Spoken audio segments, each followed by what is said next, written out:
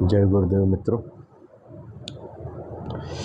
आज लगभग 3 से 4 दिन बाद पुनः आप लोगों के बीच में, आप लोगों के साथ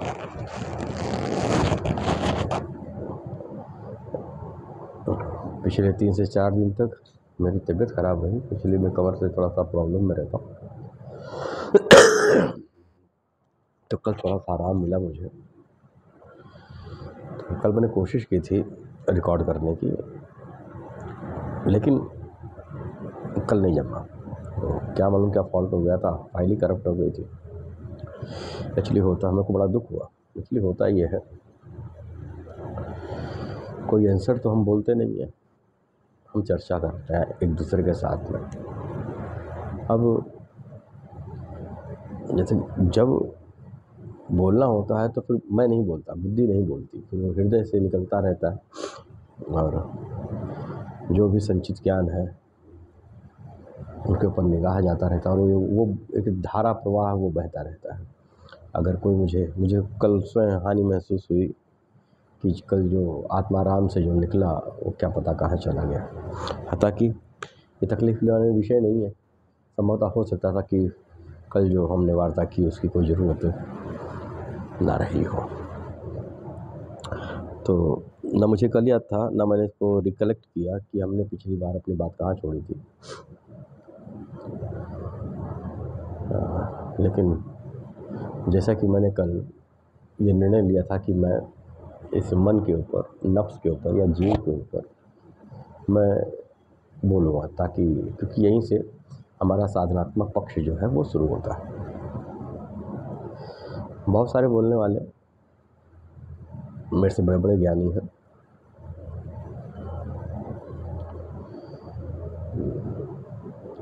क्योंकि ज्ञान बटोरना जो है मेरा कभी लक्ष्य नहीं रहा। मैं साधनात्मक पुरुष हूँ और मेरा रुझान जो कि साधना की तरफ से रहा, तो साधनागत बातों के दौरान जो शब्द, जो अनुभव मेरे संपर्क में आए, बस उन्हीं का रिपीटिशन जिन पैरामीटर्स पे मुझे लाभ हुआ, जिसने मुझे चिंतन की तरफ अग्रसर किया, वही पैरामीटर्स मैं आप लोगों के साथ में भी चर्चा में रख रहा हूँ। इसके अलावा ये कुछ नहीं है।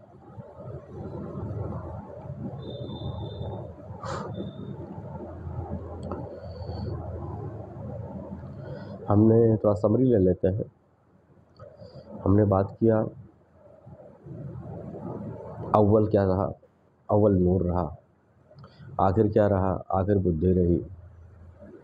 लेकिन नूर जो है वो चेतना है, ये हमने क्लियर किया था कि हमारी जो चेतना की जो अवेयरनेस है, इसको नूर कहा जाता है। तो जहाँ पर चेतना होगी, जब वो अपने आप को, उसके अंदर अवेयरनेस होगी कि भाई क्या है,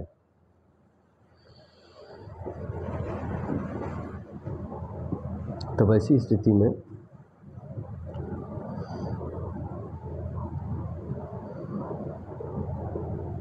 उसकी बुद्धि जो है स्वतः पनपेगी।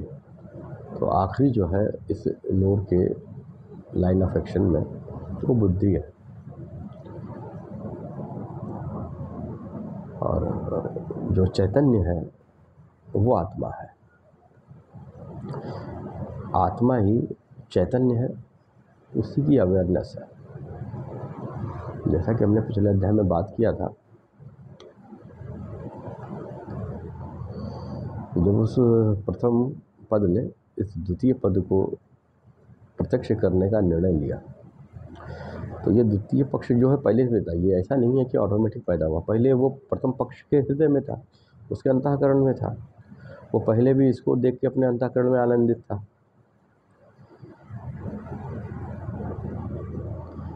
और फिर उसने उसको, उस आनंद की अनुभूति के साथ साथ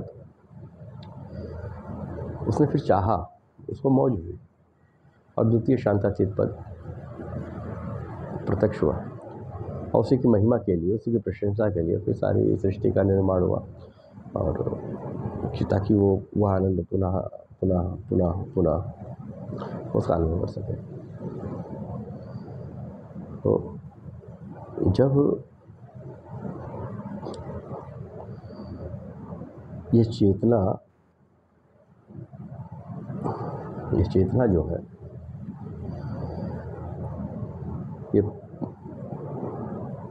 3 गुणों के साथ, 5 तन्मात्राओं के साथ संपर्क में आती है,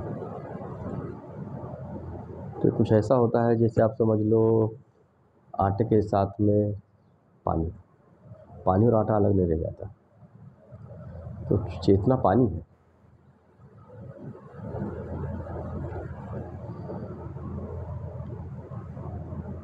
ये सारी चीज़ें प्रकाशित होती हैं उस चेतना के चैतन्य से। ये उससे थोड़ी सी जड़ है, ये बाह्य स्वरूप है, जो कि सूक्ष्म शरीर का आधार बनती है। प्याज के अंदर वाला भाग एकदम आत्मा, उसकी चैतन्यता हो गई। उसके ऊपर जो पहला कवर चढ़ा वो तन्मात्राओं का और गुणों का।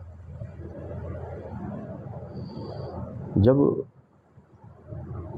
आत्मा इस पर्दे के पीछे से स्पष्ट होता है, चेतना जब इन 2 पर्दों के सामने से स्पष्ट होगी इनके बाद, तो वही सूक्ष्म शरीर हो जाता है, वही जीव हो जाता है। मैंने पिछली बार में चर्चा की थी कि नफ्स जो है वो मन है। वास्तव में आज हमारे पास जो नफ्स है वो हमारा मन है, लेकिन ये नफ्स जो है, नफ्स के मायने कई मिलते हैं।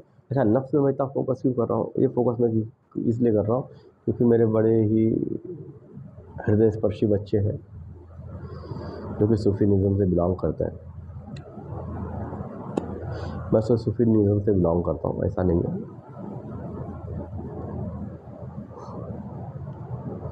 तो एक अच्छी खासी सोसाइटी है। ये शब्दों का जो मैं प्रयोग कर रहा हूँ, उन्होंने मुझसे कहा कि आप जो है, ख़ासतौर पे एक मेरा बच्चा है फारूक शेख,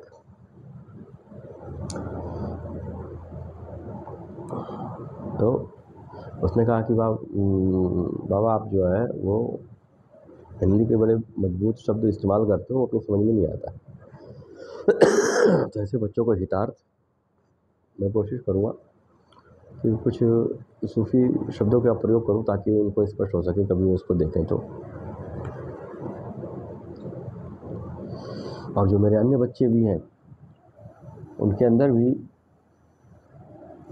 इस संदर्भ में क्लियरेंस रहे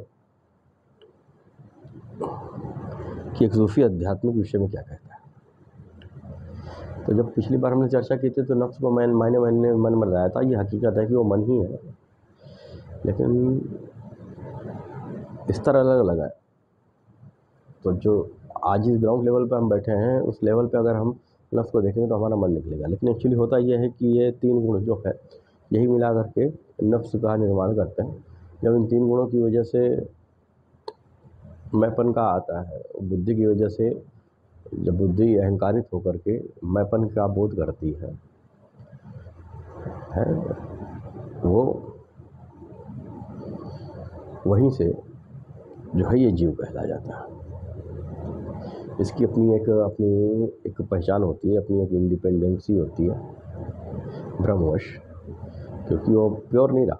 पहले तो प्योर था, चित्रात्मक था, बाद में उसमें 3 गुण 5 तन्मात्राओं का सम्मिलन हुआ तो वो कुछ दूसरा हो गया। जैसे कि दूध है, दूध में हमने चीनी और चाय पत्ती मिला दी, अब वो दूध नहीं रह गया, अब वो चाय बन गई। लाइक दैट वो जीव। तो नफ्स को अस्तित्व के रूप में भी जाना जाता है, बीइंग। तो यहीं से नफ्स का खेल, हालांकि यहीं से नफ्स का खेल शुरू हुआ। हालांकि सभी नफ्स जो है, ये सभी अस्तित्व जो है नुकसानदेह नहीं है। तो और जो ये द्वितीय पद है जिसकी मैंने चर्चा की, ये वास्तव में मेरी निगाह में, ये मेरी निगाह में मैंने जिसका अनुभव किया, जिसको मैंने महसूस किया, मेरी निगाह में गुरु पद है। ईश्वर का ईश्वरत्व जहाँ तक, गुरु का गुरुत्व वहाँ तक। ये गुरु जो है करुणामयी है, दयावान है, कृपा का सागर है।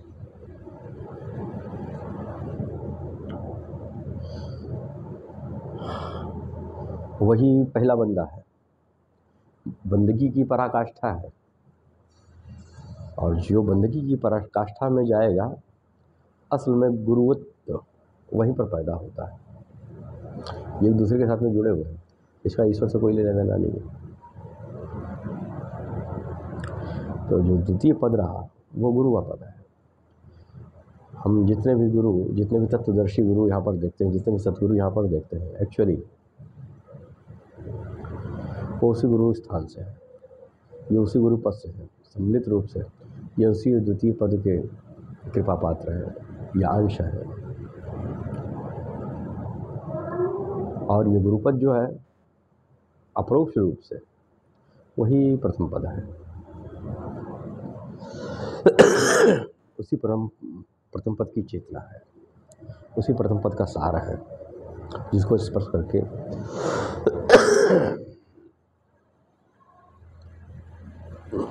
वो मौज में हुआ। तो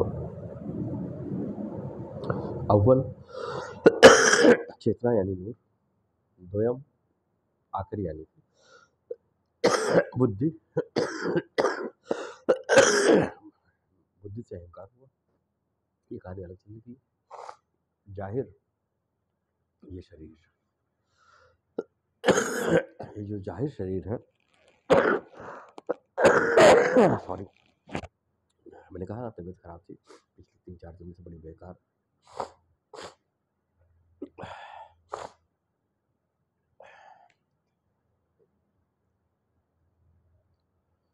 तो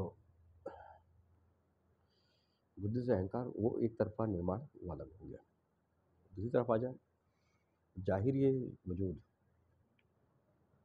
ये शरीर वास्तव में ईश्वरीय शरीर, मैं इसको कहता हूँ कि अगर ईश्वर कहीं पर प्रकट होगा तो उसी शरीर के माध्यम से होगा।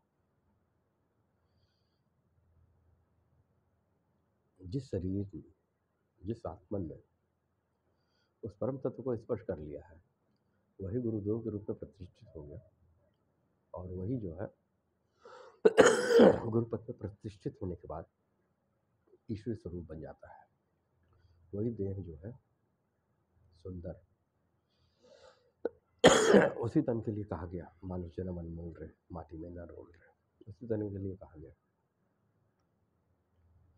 बड़े भाग मानुष तन पावा, सुर दुर्लभ सब डरता ही पावा। तो ये जो जाहिर तन है ये बड़ी ऊंची चीज़ है, क्योंकि ये वास्तव में ईश्वरीय शरीर है। इसके बाद अगर हम जाएं अप्रत्यक्ष क्या, छुपा हुआ क्या, तो वह आत्मा। आत्मा जब इस निर्माण के प्रोसेस में न्यू बनती है तो छुप जाती है, उसके होने के प्रभाव मात्र से सारी तन्मात्राएं, सारे गुण जो है प्रकाशित होते हैं, चैतन्य होते हैं। तब इसको ही जीव कहा जाता है, यानी कि नफ्स, अस्तित्व, पहला अस्तित्व। तो जब उस द्वितीय चेतना में जब सारी चीज़ें एकत्रित हुई, तब वो पहला नफ्स बना, पहला आइडेंटिफिकेशन बना, पहली इंडिविजुअलिटी बनी। उसमें ये नफ्स जो है समत्व में है, इसमें कोई विरोधाभासी एक्शन रिएक्शन नहीं है, और वो 100% अपनी बंदगी में है ईश्वर के प्रति, जिसकी वजह से वो अभी भी टू मच प्योर है। लेकिन वही जीव जब इसी द्वितीय चैतन्य से जब कई सारे उसके अंशी विभक्त होते हैं और कई सारे चेतनात्मक चीज़ें प्रकाशित होती हैं, उनके अंदर जब ये प्ले होता है तो इनके जो गुण हैं उसके अंदर डिफरेंशिएट पैदा होता है, जिसकी वजह से अलग अलग स्तर के जीवों का निर्माण होता है।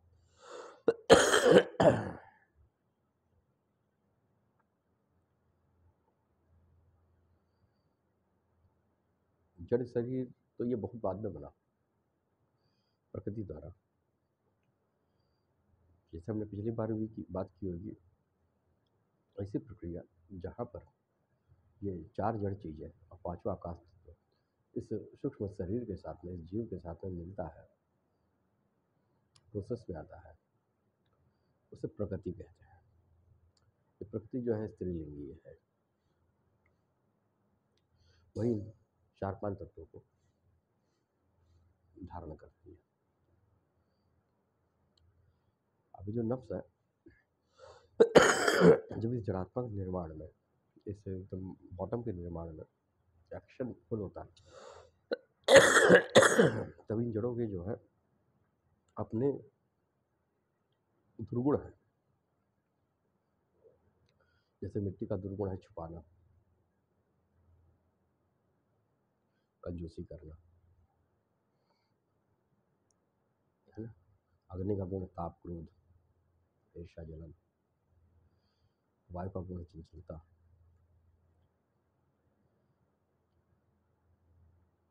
जल का गुण है गंदगी,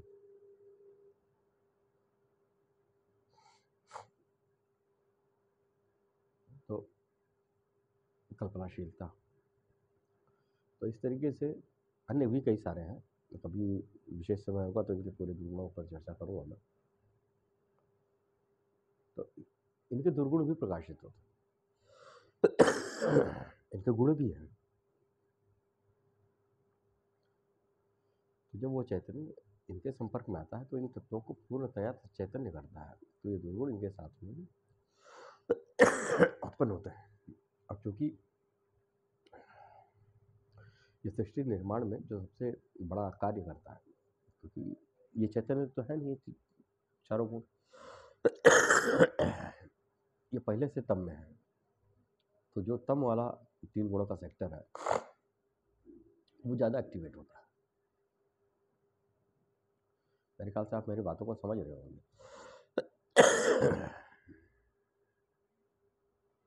रज, सत्य, तम, यहाँ पर 5 तत्व जो है वो तमोगुणी है। जब चैतन्य के संपर्क में आकर ये चैतन्य को चेतना को प्राप्त होते हैं तो इनसे जो दुर्गुण है वो ज़्यादा प्रभावित होते हैं, और एक पार्श्विक वृत्ति, एक आसुरी वृत्ति प्रकट होती है, जिसको शैतान भी कहा जाता है, इब्लीस भी कहा जाता है, काल भी कहा जाता है। ये होती है। ये तो अब हमारा कर्मिक विकास है कि हमारे पास सत्गुण जो है वो कुछ मात्रा में प्रकट है पहले से ही, जन्म से ही, और इसको होने में, इस कर्मिक विकास को होने में लगभग करोड़ों साल लगे।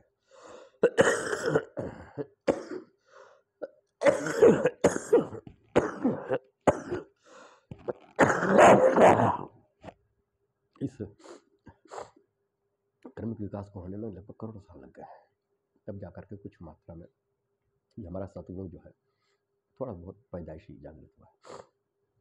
तो मनुष्य जो है वो पैदाइशी जो है इन तमोगुणों से एक आसुरी प्रवृत्ति, एक नफ्स को लेकर, शैतान को लेकर पैदा होता है, ऐसा शास्त्रों में कहीं कहीं कहा गया है। अब जब उसको वक्त के सद्गुरु मिलते हैं तो वो इस पर उसको, उसके अंतःकरण को, उसकी प्रेरणा को स्पंदित करते हैं, जिसके अंदर, उसके अंदर जिज्ञासा आती है, वो चीज़ों को समझे, क्योंकि बुद्धि पहले से ही है, उसकी बुद्धि का स्तर जो है वो बढ़ाते हैं ताकि वो इन सब चीज़ों को समझ पाए। तो जो पहले स्तर पर जो नफ्स जो स्तुत्य कार्य करता है वो आसुरी होता है, हर एक मनुष्य के साथ में। हम लिटरेचर को देखें तो ये मिलता है कि मनुष्य एक सामाजिक प्राणी है, पशु प्राणी है, वो पशु है, वो अभी मानव नहीं है, कि वो तमोगुण में। और आज से 1 लाख साल पहले की बात, 70,000 साल पहले की बात, जब होमो सेपियंस हुए थे, अगर मैं तब की चर्चा करूँ, तब तो पूरे जानवर ही थे, उनके अंदर तो ये गुण ही नहीं था सद वाला, नहीं तो कर्मिक विकास था। उसी के आधार पर मैं कहता हूँ कि जो यहाँ पर आया है वो सब अपने उसी मूल स्थान को पहुँचेंगे, आज नहीं कल पहुँचेंगे पहुँचेंगे, ये सबकी मजबूरी है। अब बात आ जाए पुनः अपने मुख्य बिंदु पर, तो हम बात कर लें कि नफ्स के टाइप कितने होते हैं और ये किस तरीके से हमारे साधनात्मक मार्ग में हमें आगे की तरफ अग्रसर करता है। पहला है पार्श्विक वृत्ति या नफ्स अम्मारा या पार्श्विक अस्तित्व या तमोगुणी वृत्ति। इसमें वो पशु होता है जिसका काम है केवल संभोग रति का आनंद लेना, खाना, सोना और अति आनंद, लड़ाई झगड़ा मारपीट, हमेशा बुराई में संबंध, क्रोध करने वाला, ये सब इसको प्रत्यक्ष करते हैं। दूसरा जो केंद्र माना पड़ता है वो रज है, तो मोस्टली ये ऐश्वर्य को दिखाता है, कार्य क्षमता को दिखाता है, संघर्ष को दिखाता है, भावों को दिखाता है। इसके मध्य में तम और रज के कॉम्बिनेशन से रज तमोगुणी एक अवस्था बनती है इस अस्तित्व की, जब वो भाव प्रधान होता है। किसी भी सेक्टर में भाव प्रधान होता है, जलनवश, ईर्ष्यावश, प्रेमवश, भक्तिवश, ये भाव प्रधान कार्य है। इसमें वो फोर्सफुली अपने अंदर के फोर्स द्वारा किसी भी कार्य को करने के लिए बाध्य कर दिया जाता है, चाहे भावों के द्वारा, जिसका बाद में उसको नुकसान भी होता है। तो इसको कहते हैं नफ्स लवामा। ये अच्छाई बुराई सब समझता है, लेकिन बुराई को रोकता नहीं है, समझता पूरा है लेकिन रोकता नहीं, क्योंकि उसको इसमें आनंद आ रहा है। अभी वो थोड़ा सा 50% की मात्रा तमोगुणी है, इसलिए वो रोकता नहीं है। लेकिन चूंकि रजोगुणी है वो डिफ्रेंशिएट कर सकता है अच्छाई और बुराई में, इसलिए ये नफ्स लवामा है। नफ्स मलहूमा रजोगुणी, वो केवल भाव में आनंदित रहता है, अच्छी अच्छी बातों को सीखने के लिए प्रेरित रहता है।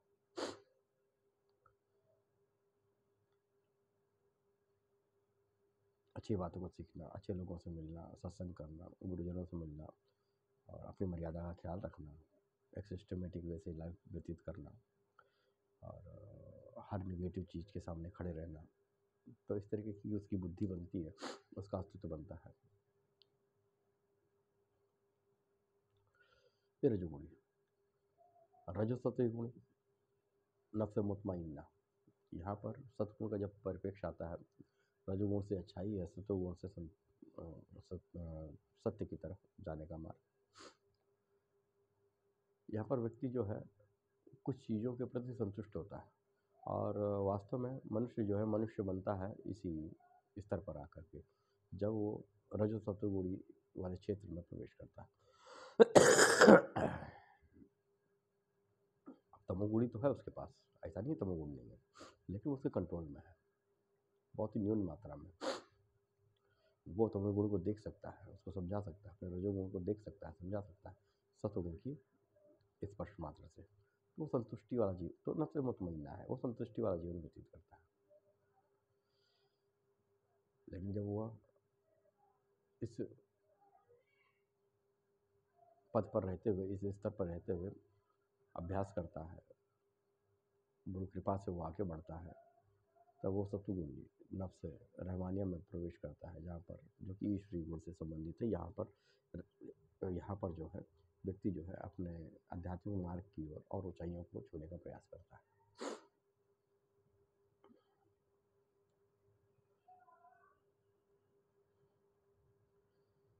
ये आपके अस्तित्व की कहानी है, ये आपका नफ्स है, ये आपकी चेतना है, जब इन तीन गुणों को के संपर्क में आकर के इसे जड़ता से नीचे एकदम बॉटम पे आकर के अपने आप को प्रकट होती है, अपने आप अपने अस्तित्व को महसूस करती है। तो इस तरीके से क्रमिक उत्थान के जरिए से धीरे धीरे धीरे धीरे ऊपर की तरफ बढ़ती है और सतोगुण नफ्स मुतमइन्ना में प्रवेश करती है। ये ध्यान देने वाली योग्य बात है, यही हमारे साधना का क्रम है। इसकी और खुलासा करेंगे, ये तो हमने हेडिंग बता दी, क्योंकि वास्तव में ये शरीर बड़ा जादुई है। ये शरीर ही बड़ा जादुई है, इतने भेद छुपे हुए हैं इसके अंदर, और इस पे चिंतन और गौर फ़िक्र होना चाहिए। एक सूफ़ी कहता है, नफ्स की त्रिकोटि में है जात का मोती मान। ये जो नफ्स है, इसका जो ट्रायंगल है, इसमें जात यानी कि उस तत्व का मोती छुपा हुआ है। और जो वो परख वाले होते हैं, वो इसी नफ्स के ज़रिए से इसको अध्ययन करके, इस पे गौर फ़िक्र करके उस मोती की पहचान करते हैं। और इस पहचान के मार्ग में उसको मिलता है आनंद, उसको मिलती है तृप्ति, वो स्पर्श कर पाता है उस द्वितीय पद को, और उस पर विश्राम करते हुए वो पहचान करता है उस ईश्वरी तत्व, उस परम तत्व की, और पूर्ण करता है वो संकल्प जिसके लिए ये सारा संसार बना। कोई भेद नहीं है, मार्ग है। जब तक हम इस मन को नहीं समझेंगे, जब तक हम इस अस्तित्व को या फिर इस नफ्स को नहीं समझेंगे, तब तक हम आगे जो है इसकी कार्यप्रणाली को नहीं समझ पाएंगे। और इस मार्ग में चलते चलते जो सुख मिलेगा, जो आनंद मिलेगा, वो तो प्राप्त होगा ही, जो तृप्ति आपको मिलेगी वो मिलेगी ही। अलावा इसके बहुत सारे दैवीय गुण, बहुत सारी शक्तियाँ, महिमा वाली शक्तियाँ, वो सभी आपके कदम चूमेंगी, आपके समक्ष प्रस्तुत होंगी। इसलिए क्योंकि अन्य प्रकृति में स्थित शक्तियों का कार्य ये है कि वो आपको उस परम तत्व को स्पर्श ना करने देंगे। इसकी वजह से वो आपको लालच देंगे। कोई ये इंडिविजुअलिटी नहीं है कि आपको लालच देंगे, कोई प्रकट होगा, नहीं, ऐसा नहीं होता। वो शक्तियाँ ऑलरेडी इस मार्ग में आपके अंदर स्वतः ही जनरेट होती चली जाएंगी। अगर इस शक्तियों में आप उलझे तो जो उस परम तत्व की प्राप्ति है, मैं तो परम तत्व तो बहुत लंबी बात होगी, उस गुरु तत्व की प्राप्ति की स्पर्श की जो बात है, वहाँ से व्यक्ति चूक जाएगा। उसका जो मूल जो ध्येय है, वहाँ से वो चूक जाएगा। तो हमें शक्तियों के मार्ग में नहीं पड़ना है, तो इस चमत्कार के मार्ग में नहीं पड़ना है। अगर होता है तो होने दीजिए, कभी उसके साथ में हमें संबंधित नहीं होना। इतना ध्यान रखते हुए अपने साधना पक्ष में हम और आगे बढ़ते रहें।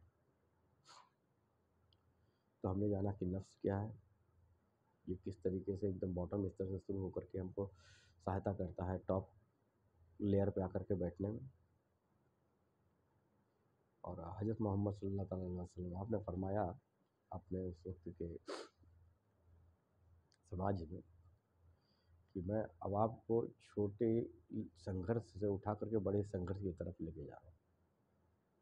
छोटे संघर्ष, जो लड़ाई झगड़े हुए उससे बड़े संघर्ष की तरफ, यानी कि तुम्हारा संघर्ष जो तुम्हारे नफ्स के साथ में होगा वो बड़ा संघर्ष है।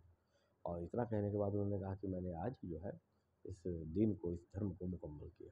अब आप जो है अपने नफ्स को पहचानिए, अपने नफ्स के साथ में संघर्ष करिए और उत्तरोत्तर वृद्धि करिए। ये उनके आध्यात्मिक ट्रेनिंग का मूल विषय था कि यहीं से आप अगले उत्थान को आप प्राप्त कर सकते हो। और एक स्लोगन है, एक सूत्र है इसमें, मन अरफा नफ्सहु फ़क़द अरफा रब्बहु। जिसने अपने नफ्स को पहचाना उसने अपने रब को पहचाना। ये जो नफ्स की स्थिति बनती है हमारे अस्तित्व की, ये जो मैंपन है हमारा जीव की, समझिए, ये हमारी जो चेतनात्मक दायरा है उसकी, ये सब एक दूसरे से इंटर रिलेटेड है, सब एक दूसरे से रिलेटेड है। जैसे नफ्स अम्मारा में जो आत्मा एक बल्ब समझ लो, बीच में 7 पर्दे हैं या 7 स्टेप हैं। तो जब वो प्रकाश यहाँ पर आएगा तो यहाँ पर ब्लू कलर का पर्दा है, यहाँ पर ग्रे कलर का पर्दा है, नारंगी कलर का पर्दा, ये समझाने के लिए कर रहा हूँ, ऐसा पर्दा नहीं है कि आप समझ सकें। तो लास्ट में जो काले कलर का पर्दा, उसके बाद से जो प्रकाश निकलेगा हमको दिखाई देगा, जिस रूप में वो संघनित होगा, तो उसका जो रूप होगा, उसका जो अनुभव होगा, वो कुछ डिफरेंट ही होगा। तो वहाँ पर जो वजूद बनेगा, वहाँ पर जो तन बनेगा, वो एक दूसरा है। उसकी काबिलियत दूसरी है, उसकी क्वालिटी दूसरी है, उसकी क्षमताएँ दूसरी हैं, उसका ध्येय दूसरा है, उसका लीकेजेस दूसरा है, उसकी मजबूती दूसरी है। उसका नेक्स्ट पर्दे पे आप आ गए जहाँ पर नफ्स ने, इस आपके अस्तित्व ने, इस आपके चेतना का स्तर बढ़ा। आप तम से थोड़ा सा रज में आ गए, आपकी बुद्धि एक स्टेप और बढ़ी, तो वहाँ पर जो स्वरूप प्रकट होता है वो अलग है उसी चेतना का ही स्वरूप। ये सब चेतना में ही है। जिस तरीके से ईश्वर ही, सृष्टि ही ईश्वर है, सब कुछ ईश्वर है, सेम पैटर्न है, पैटर्न नहीं बदला है। जो पैटर्न वही था वही पैटर्न आज यहाँ पर है। आत्माओं के भी टाइप है, जीवात्मा हुए, अब इसकी भी खंड बनाओगे तो इसके भी खंड हो जाएंगे। भाई जब आपका अस्तित्व है तो एक जो पत्थर है उस अस्तित्व तो उसका भी है। हाँ, वो जड़ है, 100% नहीं, 99.99999 अधिकतम स्तर पर वो जड़ है। लेकिन उसके अंदर उस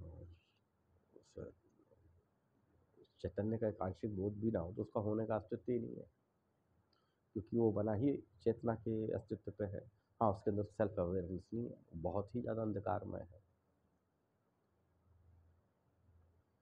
इस तरीके से तो वहाँ पर जो आत्मा है, आत्मा का क्योंकि बहुत ही न्यून, चेतना जो है आत्मा का गुण है। गुण इसको नहीं समझिएगा, वो तो गुणहीन है, लेकिन उसके होने से ही चेतना है और चेतना के होने से अवेयरनेस।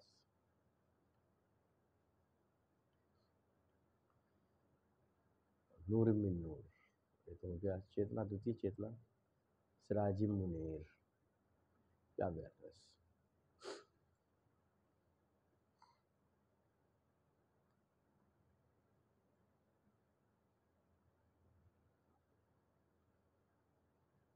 अब इस तरीके से प्रोग्रेस होते होते हम आगे तो चले जा सकते हैं।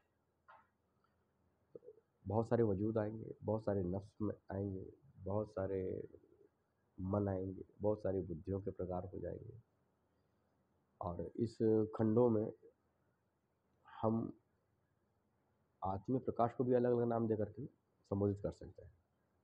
मूल रूप से आत्मा दो नहीं हो सकती, परमात्मा एक है तो आत्मा भी दो नहीं होगी, जीव आत्मा कई सारी हो गई।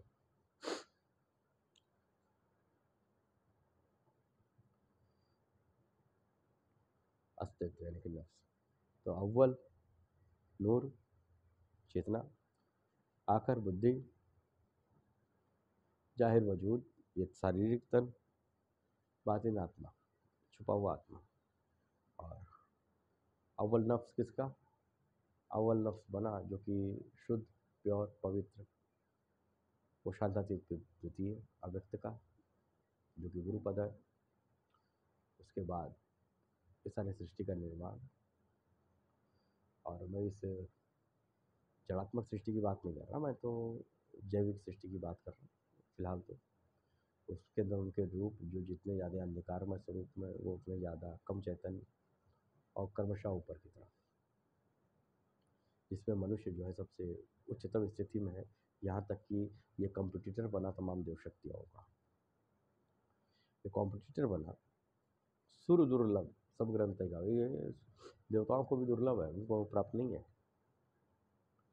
बहुत सारे मलाइका जिन्हें को प्राप्त नहीं है, ये सबके ऊपर है, सबके ऊपर है। और इसको समझने के लिए, पुनः उसी आनंद को स्पर्श कराने के लिए समय समय पर उस गुरु पद से सदगुरु इस धराधाम पर आए कि हम इन जीवों को शुद्ध करें और यह स्वतः उस आनंद का स्पर्श करें और पुनः अपने उसी मूल भाव में स्थित हो। आज के लिए बस इतना ही। शेष फिर बैठेंगे, जिसमें हम बात करेंगे डीपली, एकदम सूफी, अकॉर्डिंग टू सूफीनिज्म, नफ्स के ऊपर। कोशिश करूँगा, मैं गारंटी नहीं लेता, कोशिश करूँ। जय गुरु।